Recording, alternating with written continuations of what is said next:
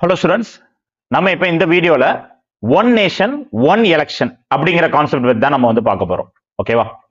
ஒரே நாடு ஒரே தேர்தல், இது பாசிபிளா இல்லையா? ஏன்னா அப்படிங்கிறத பத்தி தான் நிறைய நியூஸ் ஆர்டிகல்ஸ் வந்து நியூஸ் பேப்பர்ல வந்து வந்துட்டு இருக்கு.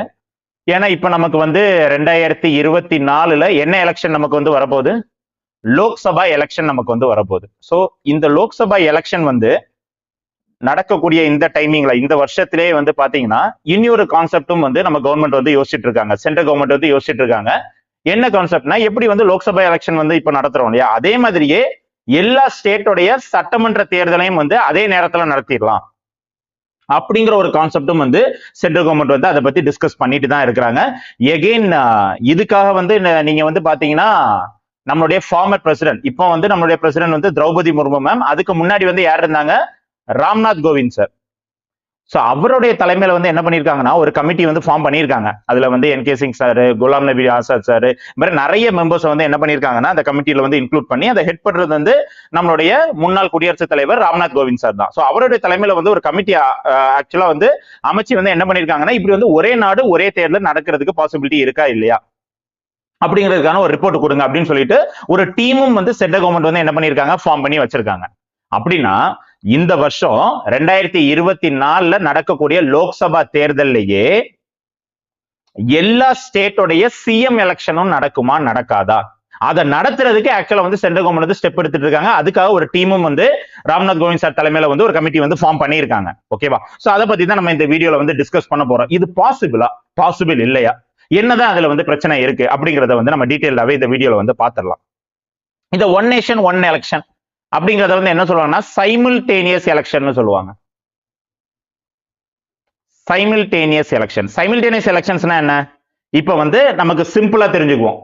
பிரைம் மினிஸ்டர் எலெக்ஷன் வந்து இந்த வருஷம் வந்து என்ன பண்ண போறாங்க, கண்டக்ட் பண்ண போறாங்க. பாராளுமன்ற தேர்தல் வந்து இப்ப நடக்க போகுது.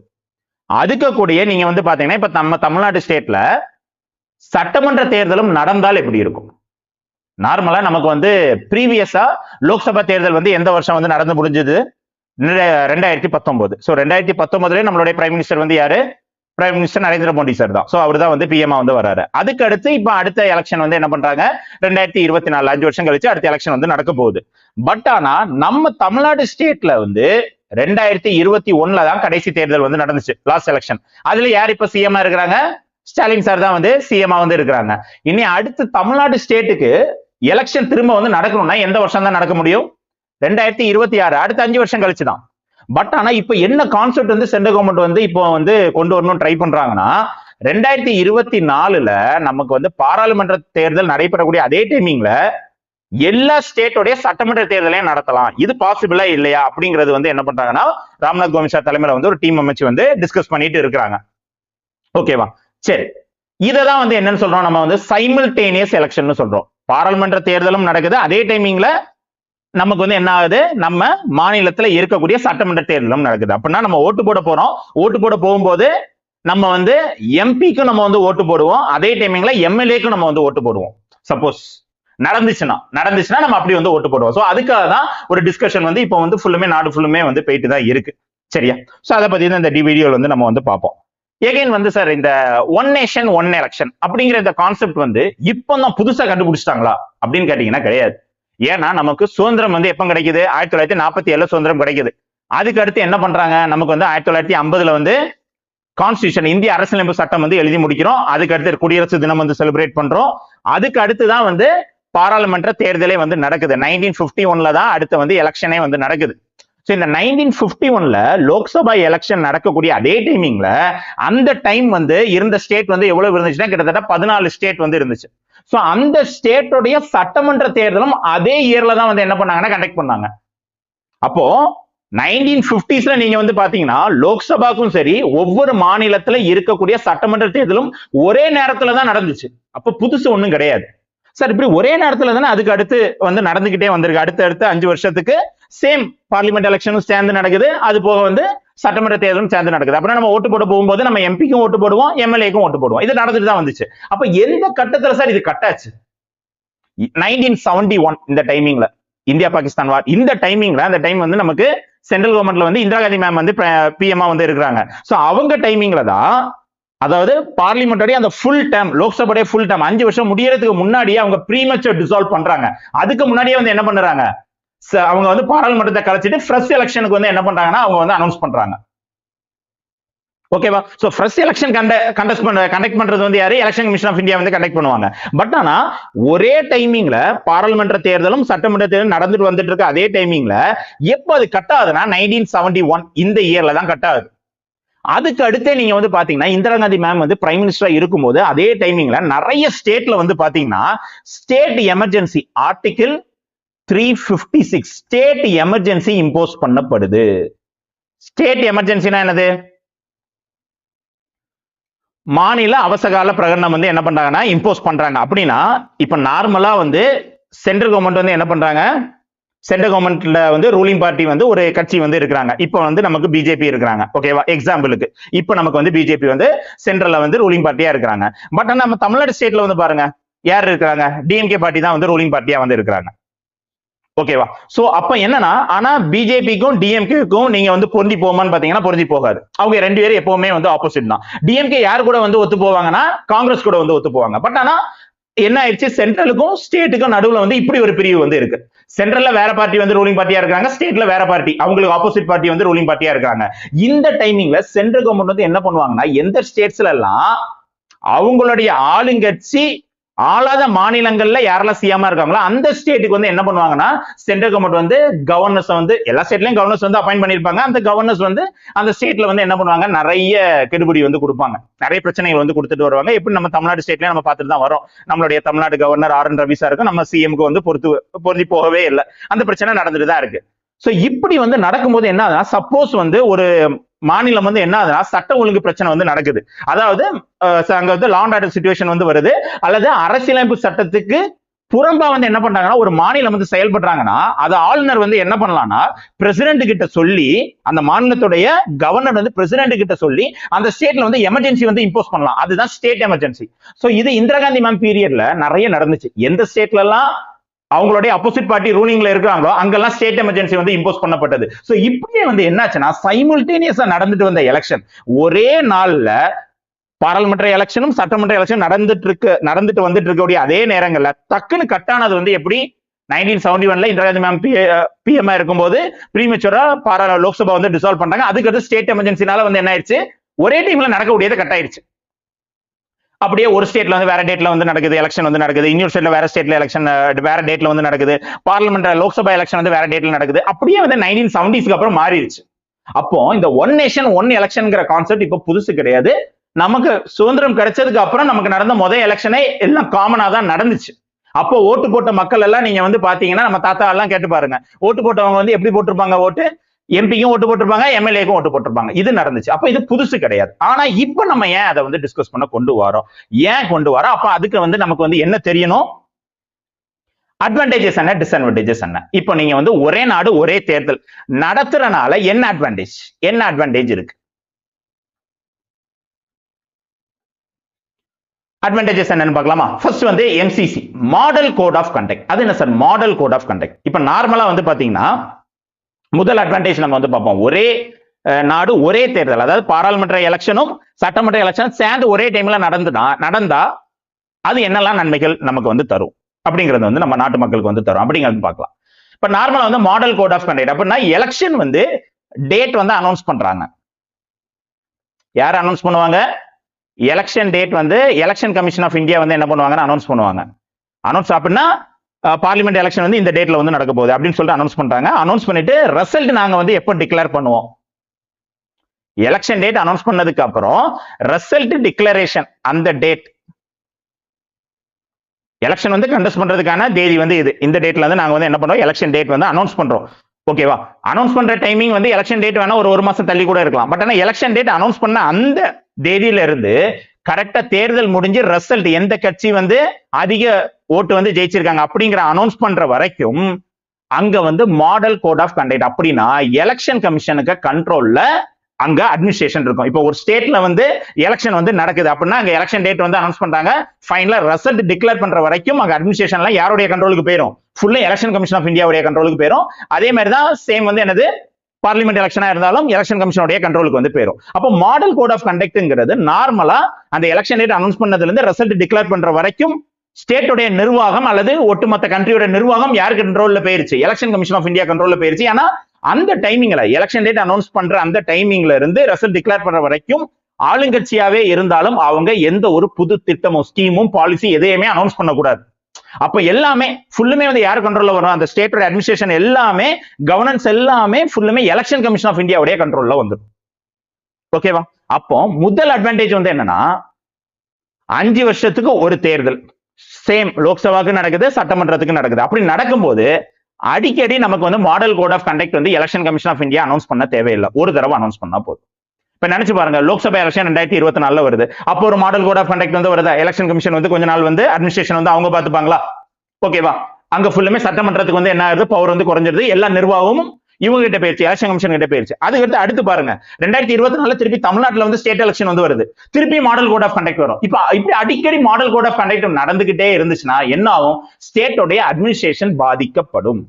அப்போ ஒரே நாடு ஒரே தேர்தல், ஒரே டைமிங்ல பாராளுமன்ற தேர்தலும் சட்டமன்ற தேர்தலும் நடக்கக்கூடிய அதே டைமிங்ல இருந்துச்சுன்னா மாடல் கோட் ஆஃப் கண்டக்ட் ஒரு தடவை கொண்டு வந்தா போதும் இல்லையா? ஒரு தடவை கொண்டு வந்தா போதும். 5 வருஷத்துக்கு ஒரு தடவை மாடல் கோட் ஆஃப் கண்டக்ட் இருக்கும். சோ எலெக்ஷன் அனௌன்ஸ் பண்றாங்க, அதுக்கு அடுத்து ரிசல்ட் டிக்ளேர் பண்ற வரைக்கும் மாடல் கோட் ஆஃப் கண்டக்ட் வந்து இருக்கும். அதுக்கு அடுத்து எலெக்ஷன் கமிஷன் வேற வேலைகள் வந்து பார்க்க ஆரம்பிச்சிடலாம். திருப்பி இதுக்குள்ளேயே சுத்திட்டு இருக்க வேண்டாம். ஓகேவா? அது வந்து முதல் அட்வான்டேஜ். ரெண்டாவது அட்வான்டேஜ் வந்து என்னன்னா, இந்த நார்மலா வந்து நீங்க வந்து எலெக்ஷன் வந்து அனௌன்ஸ் பண்றாங்க, ஸ்டேட் எலெக்ஷனா இருக்கட்டும் சென்ட்ரல் எலெக்ஷனா இருக்கட்டும் அனௌன்ஸ் பண்றாங்க. பட் ஆனா அந்த எலெக்ஷன் போலிங் பூத் இந்த வேலைகள் எல்லாமே யார் பாக்குறாங்க? ஸ்கூல் டீச்சர்ஸ் தானே பாக்குறாங்க. அப்ப அடிக்கடி எலெக்ஷன் நடந்துகிட்டே இருந்துச்சுன்னா ஸ்கூல் டீச்சர்ஸ் தான் அடிக்கடி எலெக்ஷன் டியூட்டில வந்து என்ன பண்றாங்க? ஸ்கூல் டீச்சர்ஸ், கவர்மெண்ட் ஆபீசர்ஸ் இவங்க எல்லாத்தையும் வந்து என்ன பண்ணுவாங்க? எலெக்ஷன் டியூட்டில வந்து கவர்மெண்ட் வந்து அவங்கள வந்து எலெக்ஷன் கமிஷன் ஆஃப் இந்தியா வந்து அப்பாயிண்ட் பண்ணுவாங்க. இப்படி பண்றதுனால என்ன பிரச்சனை வருது? உண்மையாவே டீச்சர்ஸ் வந்து எதுக்கு பயன்படணும்? அவங்களுடைய ஸ்டூடெண்ட்ஸ்க்கு வந்து கல்வி சொல்லி கொடுக்கணும். அப்போ அடிக்கடி நீங்க வந்து என்ன பண்ணீங்க? எலெக்ஷன் வந்து கண்டக்ட் பண்றீங்க அப்படின்னா டீச்சர்ஸ் அடிக்கடி எலெக்ஷன் டியூட்டிக்கு வந்து பயன்படுத்துறீங்க. அப்போ அங்க எஜுகேஷனுடைய குவாலிட்டி வந்து என்ன ஆகுது? எஜுகேஷனுடைய குவாலிட்டி பாதிப்புக்கு உள்ளாகுது. அப்போ ஒரே நாடு ஒரே தேர்தல் சைமல்டேனியஸா நடந்துச்சுன்னா டீச்சர்ஸ் ஒரு தடவை பயன்படுத்தினா போதும். அப்பவும் பயன்படுத்தணும். ஒரு தடவை பயன்படுத்திக்கிட்டு அதுக்கு அடுத்து வந்து என்னன்னா டீச்சர்ஸ் வந்து அந்த எலெக்ஷன் முடிஞ்சதுக்கு அப்புறமே அவங்களுடைய டியூட்டியை வந்து பசங்களுக்கு பாடம் சொல்லி கொடுக்குற வேலையை வந்து பார்க்க ஆரம்பிச்சிடலாம். சோ அதுதான் வந்து ரெண்டாவது அட்வான்டேஜ். சைமல்டேனியஸ் எலெக்ஷன் வந்து ஒரே நாடு ஒரே தேர்தல் வந்து நடந்துச்சு அப்படின்னா வந்து டீச்சர்ஸ் ஒரு தடவை அந்த வேலையை பார்த்த போது அதுக்கு அடுத்து அவங்களுடைய கோர் ஜாப் வந்து என்னது? பசங்களுக்கு பாடம் சொல்லி கொடுக்குறது, எஜுகேஷன். அதுக்கு ஃபோக்கஸ் பண்ணிடலாம். குவாலிட்டி ஆஃப் எஜுகேஷன் இம்ப்ரூவ் ஆகும். இது செகண்ட் அட்வான்டேஜ். தேர்ட் வந்து என்னதுன்னா, மணி நிறைய வந்து சேவ் பண்ண முடியும். இப்ப நினைச்சு பாருங்க, சென்ட்ரல் எலெக்ஷன் வந்து நடக்குது. சென்ட்ரல் எலெக்ஷனுக்கு யார் வந்து ஃபண்ட் பண்ணி ஆகணும்? சென்ட்ரல் கவர்மெண்ட் வந்து ஃபண்ட் பண்ணணும். அதே மாதிரி ஸ்டேட் எலெக்ஷன் வந்து நடக்குது. அப்ப ஸ்டேட் கவர்மெண்ட் வந்து என்ன பண்ணுவாங்க? ஃபண்ட் பண்ணுவாங்க, அதிகமா காசு வந்து செலவு பண்ணுவாங்க.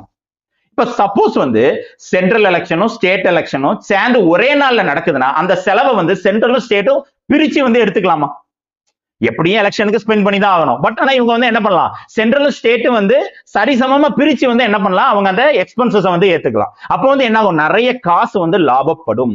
சோ சைமல்டேனியஸ் அதாவது ஒரே நாடு ஒரே தேர்தல் வந்து நடந்துச்சுன்னா நிறைய காசு வந்து லாபப்படும். ஏன்னா சென்ட்ரல் கவர்மெண்ட் ஸ்டேட் கவர்மெண்ட் அந்த செலவை வந்து சரிசமா பிரிச்சு வந்து அவங்க வந்து என்ன பண்ணலாம்னா எடுத்துக்கலாம். அப்போ நிறைய காசு வந்து ரெண்டு கவர்மெண்ட்டுக்குமே வந்து என்ன ஆகுது?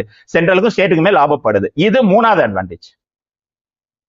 நாலாவது, அடிக்கடி நீங்க வந்து எலெக்ஷன் வந்து கண்டக்ட் பண்ணிக்கிட்டே இருக்கிறீங்க அப்படின்னா வந்து தேவையில்லாம நம்ம செக்யூரிட்டி போர்சஸ் வந்து என்ன பண்ணிட்டு இருக்கோம்? முக்கியமா CRPF, central reserve police force, அவங்க தான் வந்து எலெக்ஷன் டியூட்டில வந்து அவங்களை வந்து அப்பாயிண்ட் பண்ணுவாங்க. சோ அவங்கள வந்து தேவையில்லாம நம்ம வந்து என்ன பண்ணிட்டு இருப்போம்? பயன்படுத்திக்கிட்டே இருப்போம். அவங்களோட வேலை வந்து என்னது? நாட்டை வந்து பாதுகாக்கிறது. பட் ஆனா அடிக்கடி எலெக்ஷன் வந்து இங்க ஒரு ஸ்டேட்ல எலெக்ஷன் நடக்குது, ஒரு மாசம் கழிச்சு இன்னொரு ஸ்டேட்ல நடக்குது, அடுத்த மாசம் கழிச்சு வேற ஸ்டேட்ல வந்து எலெக்ஷன் நடக்குது, அதுக்கு அடுத்து சென்ட்ரல் கவர்மெண்ட் லோக்சபா எலெக்ஷன் வருது. இப்படி நடந்துட்டு இருக்கும்போது சிஆர்பிஎஃப் உடைய உண்மையான வேலையை விட்டுட்டு அவங்க வந்து என்ன பண்ணுவாங்க? எலெக்ஷன் டியூட்டிலேயே ஸ்பெண்ட் பண்ணிக்கிட்டே இருப்பாங்க, டயர்டும் ஆவாங்க. சோ செக்யூரிட்டி போர்சஸ் தேவையில்லாம பயன்படுத்தாம இருக்கிறதுக்கு நமக்கு சைமல்டேனியஸ் எலெக்ஷன், ஒரே நாடு ஒரே தேர்தல் அட் டைம்ல நடந்துச்சு, சென்ட்ரல் எலெக்ஷன் ஸ்டேட் எலெக்ஷன் நடந்துச்சுன்னா ஒரு தடவை சிஆர்பிஎஃப் எலெக்ஷன் டியூட்டிக்கு பயன்படுத்தினா போதும். அதுக்கு அடுத்து அவங்கள வந்து நாட்டுடைய பாதுகாப்பு வேலைக்கு வந்து அவங்களை பயன்படுத்திக்கலாம். ஓகேவா? இது ஃபோர்த் அட்வான்டேஜ். ஃபிஃப்த், நார்மலா நீங்க வந்து எலெக்ஷன் நடக்குது, ஸ்டேட்டோ சென்ட்ரல் எலெக்ஷனோ நடக்குதுனாலே அங்க வந்து என்ன பிரச்சனைகள் வந்து வரும்? காஸ்ட் பிரச்சனை வரும், ஜாதி பிரச்சனை வருமா, அல்லது ரிலிஜியஸ் பிரச்சனை, மத பிரச்சனைகள் வந்து வருமா? ஏன்னா ஒரு கட்சி வந்து ஓட்டு கேட்க வரும்போதே இதுல ஏதாவது ஒரு சாயல் வந்து இருந்துகிட்டு தான் இருக்கும். ஓகேவா? அதை நம்மளால தவிர்க்கவே முடியாது. அந்த சாயல் எப்பவுமே வந்து அந்த ஜாதியும் மதமும் வந்து எப்பவுமே அந்த வாக்காளர்கிட்ட ஓட்டு கேட்கும் போது அந்த இது இருந்துகிட்டே தான் இருக்கும். ஓகேவா? பட் ஆனா இது வந்து இதை தவிர்க்க முடியாது. ஆனா ஒரு நாடு ஒரே தேர்தல் நடக்கும்போது அந்த பொலிட்டிக்கல் பார்ட்டி வந்து என்ன பண்றாங்க, பிரச்சாரம் பண்றாங்கன்னா ஒரு தடவை தானே அந்த மாதிரி பிரச்சனைகள் வந்து ஏற்படும். கேஸ்டோ மத ரீதியான பிரச்சனை ஒரு தடவை வந்து அந்த மக்கள் கிட்ட அந்த கேஸ்ட் போலரைசேஷன், ரிலிஜியஸ் மதம் சம்பந்தமான அந்த விஷயங்கள் வந்து அது ஒரு தடவை தான் ஏற்படும். அதுக்கடுத்து திரும்ப திரும்ப அடிக்கடி வந்து என்ன ஆகாது, ஜாதி சண்டையும் மத சண்டையும் ஏற்படாது. அப்போ ஒரே நாடு ஒரே தேர்தல் நடக்கும் போது ஒரு தடவை அந்த மாதிரி பிரச்சனைகள் நடக்கும். அதுக்கு அடுத்து அடிக்கடி நடக்கவே நடக்காது. இது அடிக்கடி எலெக்ஷன் நடந்துகிட்டே இருந்துச்சுன்னா அங்கங்க நம்ம இந்த மாதிரி ஜாதி சண்டைகள் மத சண்டைகள் வந்து எலெக்ஷனால நடக்கக்கூடிய பிரச்சனைகள் நம்மளால பார்க்க முடியும். சோ அப்போ caste and religious போலரைசேஷன் அந்த ப்ராப்ளம் வந்து நம்மளால வந்து என்ன பண்ண முடியும், தடுக்க முடியும், கொஞ்சம் குறைச்சிட முடியும். ஓகேவா? ஃபுல்லுமே குறைச்சிட முடியாது. பட் ஆனா ஒரே டைமிங்ல நடக்கிறனால அந்த டைமிங்ல வேணா வந்து அந்த பொலிட்டிக்கல் பார்ட்டி வந்து கேம்பெயின் பண்ணும்போது மதம் ரீதியாவோ ஜாதி ரீதியாவோ வந்து கேம்பெயின் பண்ணிக்கலாம். அதுக்கடுத்து மக்கள் வந்து அவங்களுடைய வேலைகளை வந்து பார்க்க ஆரம்பிச்சிருவாங்க. ஏன்னா அதுக்கு அடுத்து 5 வருஷத்துக்கு எந்த எலெக்ஷனுமே இருக்காது. 6வது மினிஸ்டர்ஸ் முக்கியமா. ஓகேவா? சோ மினிஸ்டர்ஸ் நம்மளால வந்து என்ன பண்ண முடியும்னா அவங்க வந்து அவங்களுடைய வேலையை வந்து பார்க்க முடியும். இப்ப நினைச்சு பாருங்க, இப்போ ப்ரீவியஸாவே மந்த் வந்து பாத்தீங்கன்னா நமக்கு வந்து தெலுங்கானா எலெக்ஷன் வந்து நடந்துச்சு, அதுக்கடுத்து மகாராஷ்டிரா எலெக்ஷன், அதுக்கடுத்து மத்திய பிரதேஷ், அதுக்கடுத்து ஜார்க்கண்ட், மிசோரம், இந்த மாதிரி நிறைய ஸ்டேட்ல எலெக்ஷன் நடந்துகிட்டே வந்துச்சு. ஓகேவா? அதுக்கடுத்து இப்ப இந்த வருஷம் வந்து லோக்சபா எலெக்ஷன் நமக்கு வந்து வரப்போகுது. சோ இப்படி அடிக்கடி எலெக்ஷன் நடக்கும்போது என்ன ஆகும்னா நம்ம கண்ட்ரியோட மினிஸ்டர்ஸ், சென்ட்ரல் மினிஸ்டர்ஸ் வந்து என்ன ஆவாங்க, சென்ட்ரல் மினிஸ்டராவே இருந்தாலும் ஸ்டேட் எலெக்ஷன் வந்து எந்த மாநிலத்துல வந்து நடக்குதோ அவங்களுடைய கட்சிக்காக கேம்பெயின் பண்றதுக்கு வந்து போவாங்க. ஆனா உண்மையா அவங்களுடைய வேலையை விட்டுட்டு ஒவ்வொரு ஸ்டேட்லயும் அடிக்கடி எலெக்ஷன் நடந்துகிட்டே இருக்கனால அவங்க வந்து என்ன ஆவாங்க, அவங்க மினிஸ்டருடைய வேலையை விட்டுட்டு அவங்க கேம்பெயின் பண்றதுக்கு, அவங்க கட்சிக்காக கேம்பெயின் பண்றதுக்கு வந்து இறங்கிடுவாங்க. சோ மினிஸ்டர்ஸ் ஒரே நாடு ஒரே தேர்தல் அப்படி நடந்துச்சுன்னா மினிஸ்டர்ஸ் ரியலாவே அவங்களுடைய ஆட்சியில், அதாவது அவங்களுடைய அட்மினிஸ்ட்ரேஷன்ல அவங்க வந்து கவனம் செலுத்தலாம். தேவையில்லாம ஒவ்வொரு ஸ்டேட்டுக்கு போய் அந்தந்த ஸ்டேட்டோட எலெக்ஷனோட கேம்பெயின்ல பார்ட்டிசிபேட் பண்ண வேண்டாம். இது இன்னொரு அட்வான்டேஜ். ஓகேவா? மினிஸ்டர்ஸ் வந்து என்ன பண்ணலாம், அவங்களுடைய வேலையை வந்து ஃபோக்கஸ் பண்ணலாம். Ministers can focus on governance. அவங்களுடைய கவர்னன்ஸ், அவங்களுடைய ஆட்சியில வந்து அவங்க வந்து கவனம் செலுத்தலாம்.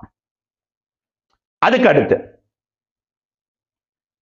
அடுத்து இன்னொன்னு, அடிக்கடி எலெக்ஷன் வந்து நடந்துகிட்டே இருக்கு. அப்ப மக்களே வந்து என்ன செய்ய முடியாது, அவங்களோட நார்மல் லைஃப்லயே நிறைய பிரச்சனைகள் வந்துகிட்டே இருக்குமா, அவங்களோட அன்றாட வாழ்க்கையிலேயே நிறைய இடையூறு வந்து இந்த எலெக்ஷனால வந்துகிட்டே இருக்கும். அது வந்து என்ன ஆகும், நமக்கு வந்து காப்பாற்றப்படும். ஒரே நாடு ஒரே தேர்தல் அட் டைமிங்ல சென்ட்ரலும் ஸ்டேட் எலெக்ஷன் நடந்துச்சுன்னா அந்த எலெக்ஷன் டைமிங்ல மக்கள் வந்து ஓட்டு போட்டு அதுக்கு அடுத்து அவங்களுடைய வேலையை வந்து என்ன பண்ணுவாங்க, பார்க்க ஆரம்பிப்பாங்க.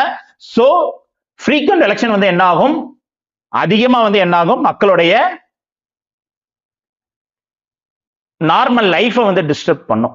அடிக்கடி எலெக்ஷன் நடந்துகிட்டே இருந்துச்சுன்னா மக்களுடைய அன்றாட வாழ்க்கையை வந்து என்ன பண்ணும்னா அது வந்து அடிக்கடி பாதிப்படைய செய்யும். இதே ஒரே நாடு ஒரே தேர்தல் நடக்கும் போதுனா எலெக்ஷன் மட்டும் மக்கள் ஃபோக்கஸ் பண்ணிட்டு அதுக்கு அவங்களுடைய வாழ்வாதாரத்தை வந்து மக்கள் வந்து பார்க்க ஆரம்பிச்சிருவாங்க. ஓகேவா? சோ அதுதான் 7வது அட்வான்டேஜ். லாஸ்ட் அட்வான்டேஜ் வந்து என்னன்னா, லா கமிஷன் ஆஃப் இந்தியாவே வந்து அதை சொல்லியிருக்காங்க. நீங்க வந்து ஒரே நாடு ஒரே தேர்தல் அட் டைமிங்ல சென்ட்ரல் ஸ்டேட் எலெக்ஷன் நடத்துறீங்கன்னா ஓட்டர் டர்ன் அவுட்டும், அதாவது அதிகமா மக்கள் ஓட்டு போடுறதும் ஓட்டிங்ல பார்ட்டிசிபேட் பண்றதுடைய சதவீதம் அதிகமா இருக்கும்.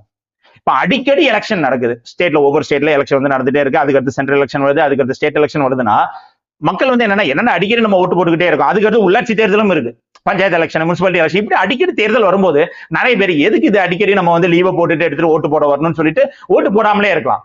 இதே இது ஒரு தடவை தான் எலெக்ஷன், அதுல சென்ட்ரல் எலெக்ஷன் ஸ்டேட் எலெக்ஷன் சேர்ந்து ஒரே நாள்ல வருதுன்னா அழகா அந்த நாள்ல வந்து எல்லாரும் ஓட்டு போட்டுட்டு அதுக்கடுத்து அவங்க வேலையை வந்து பார்க்க ஆரம்பிப்பாங்க. அப்போ ஓட்டர் டர்ன் அவுட்டும் வந்து என்ன ஆகும், இம்ப்ரூவ் ஆயிரும்.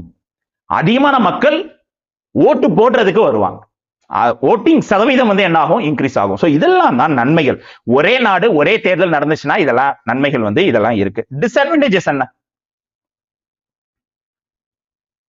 சரி சார், ஒரே நாடு ஒரே தேர்தல் வந்து நடந்துச்சுன்னா இவ்வளோ நன்மைகள் வந்து இருக்கு.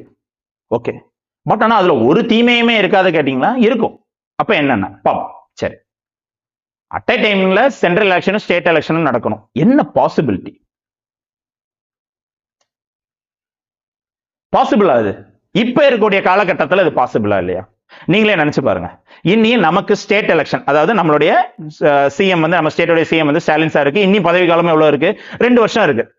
இப்ப 2024 பாராளுமன்றம் எலெக்ஷன் நடக்கும் போதே தமிழ்நாட்டோட எலெக்ஷனும் திருப்பி வந்து என்ன பண்ணணும், கண்டக்ட் பண்ணணும் அப்படின்னு சொல்லிட்டாங்கன்னா என்ன ஆகும்? இவருடைய டேம், நம்ம ஸ்டாலின் சாரோட டேம் வந்து இன்னி 2 வருஷத்துக்கு இருக்கு. அது அப்படியே கட் பண்ணிட்டு திருப்பி அடுத்து ஃப்ரெஷ் எலெக்ஷனுக்கு போற மாதிரி இருக்கும். இப்ப அதுக்கு வந்து ஒத்துக்குவாங்களா? அதுக்கு ஒத்துக்க போறது கிடையாது. ஸ்டேட் ஒத்துக்குமா? சென்ட்ரலுக்கு ஓகே. சென்ட்ரலுக்கு அவங்களுக்கு கரெக்டா 2024 அவங்க டேர்ம் முடியும் போது எல்லா ஸ்டேட்டும் அதே டைமிங்ல வந்து அடுத்த எலெக்ஷன் நடத்துங்க.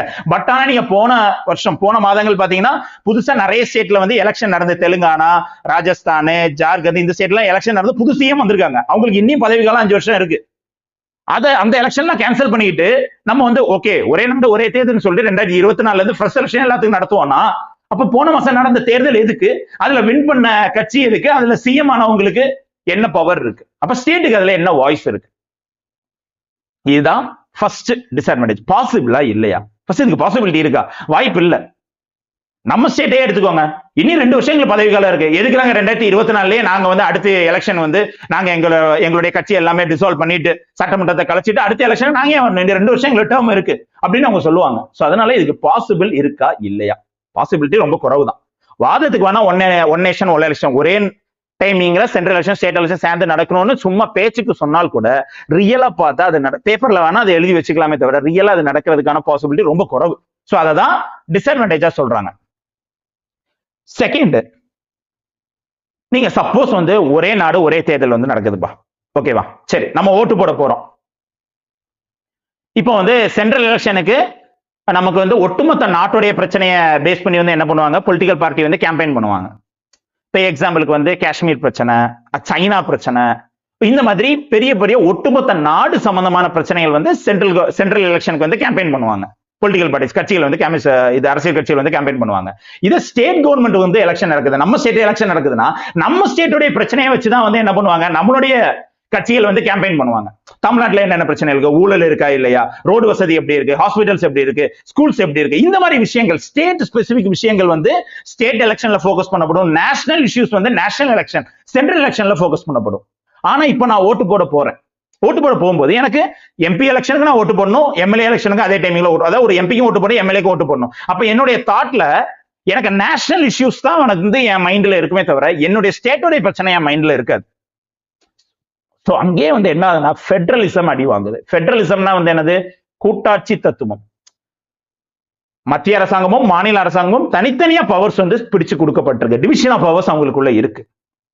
பட் ஆனா நீங்க வந்து என்ன பண்றீங்க, நீங்க வந்து ஒரே நாடு ஒரே தேர்தல் அப்படின்னு நீங்க வந்து அனௌன்ஸ் பண்ணும் போது என்ன ஆகுதுன்னா ஓட்டிங் பிஹேவியரே பாதிப்படையுது. நான் ஓட்டு போட போகும்போதே எனக்கு நேஷனல், அதாவது நேஷனலிஸ்ட் பார்ட்டி, தேசிய கட்சிகள் இருக்காங்கல்ல, அவங்களோட விஷயங்கள் தான் மைண்ட்ல நிறைய பேர் இருக்கும். என்னுடைய ஸ்டேட்ல நிறைய கட்சிகள் ரீஜனல் பார்ட்டிஸ் வந்து இருக்கும். இப்ப எக்ஸாம்பிளுக்கு நம்ம ஸ்டேட்ல வந்து ரீஜனல் பார்ட்டி எது, டிஎம்கே, ஏடிஎம்கே, இதுதான் ரீஜனல் பார்ட்டிஸ். இது சென்ட்ரல் கட்சிகள் எது, பிஜேபி, காங்கிரஸ், இவங்க நேஷனல் பொலிட்டிக்கல் பார்ட்டிஸ். சோ அவங்களுடைய இதுதான் என் மைண்ட்ல இருக்கும். ஒரே நாடு ஒரே தேர்தல் எலெக்ஷன் நடந்துச்சுன்னா எனக்கு என்னுடைய ஸ்டேட்லுடைய கட்சிகள் சொல்றதை விட, ரீஜனல் பொலிட்டிக்கல் பார்ட்டி சொல்றதை விட நேஷனல் பொலிட்டிக்கல் பார்ட்டி சொல்றதை தான் நான் நிறைய கேட்டு ஓட்டு போடுவேன். சோ இங்கேயே என்ன ஆகுது, கூட்டாட்சி தத்துவம் வந்து பாதிப்படையுது. சோ அததான் வந்து சொல்றாங்க.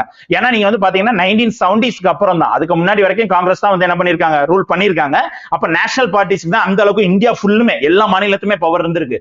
1970s அப்புறம் தான் ஒவ்வொரு ஸ்டேட்லயுமே ரீஜனல் பார்ட்டிஸ், அந்தந்த ஸ்டேட்ல இருக்கக்கூடிய நிறைய கட்சிகள் வந்து உருவாகி அவங்க வந்து ஆட்சியை வந்து பிடிச்சாங்க. ஓகேவா? சோ ரீஜனல் பார்ட்டிஸ் எமர்ஜ் ஆனதே 1970s அப்புறம் தான் வந்து எமர்ஜ் ஆனாங்க. சோ இப்படி நீங்க ஒரே நாடு ஒரே தேர்தல் வைக்கும் போது ஃபெடரலிசம் பாதிப்படையுது. ரீஜனல் பொலிட்டிக்கல் பார்ட்டிஸ் வந்து என்ன ஆறாங்க, அவங்க தாழ்த்தப்படுறாங்க. நேஷனல் பொலிட்டிக்கல் பார்ட்டி தான் அவங்களுடைய விஷன் தான் வந்து என்ன ஆகுது, மக்கள் கிட்ட அதிகமா போய் பரவுது. சோ அதனால ஒரே நாடு ஒரே தேர்தல் வந்து இருக்கக்கூடாது அப்படிங்கறத இங்க டிஸ்அட்வான்டேஜ் வந்து ரெண்டாவது வந்து சொல்றாங்க.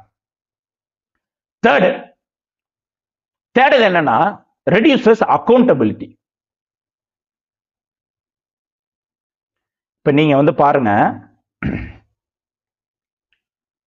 சென்ட்ரல் எலெக்ஷன் நடக்குது, ஸ்டேட் எலெக்ஷன் வந்து நடக்குது.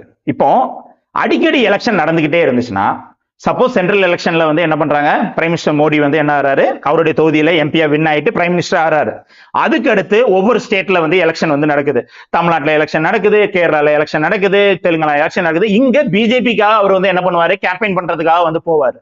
அப்படின்னா அதிகமா மக்கள் வந்து என்ன பண்ணலாம், அவங்களை வந்து கேள்வி கேட்கலாம், அக்கௌண்டபிளா இருக்கலாம். அடிக்கடி எலெக்ஷன் நடந்துச்சுன்னா அடிக்கடி இவங்க மக்களை பாக்குற மாதிரி இருக்கும். அப்போ மக்களும் வந்து என்ன பண்ணலாம், நீங்க இதெல்லாம் உங்களுடைய இதுல வந்து ஓட்டு கேட்கும் போது சொன்னீங்களே, பட் ஆனா இது எதுவும் செய்யலையே எங்களுக்கு அப்படின்னு நம்மளால கேள்வி கேட்க முடியும். அவங்க அக்கௌண்டபிளா அவங்களை வந்து வச்சுக்க முடியும், பொறுப்புடைமையா அவங்களை வந்து வச்சுக்க முடியும்.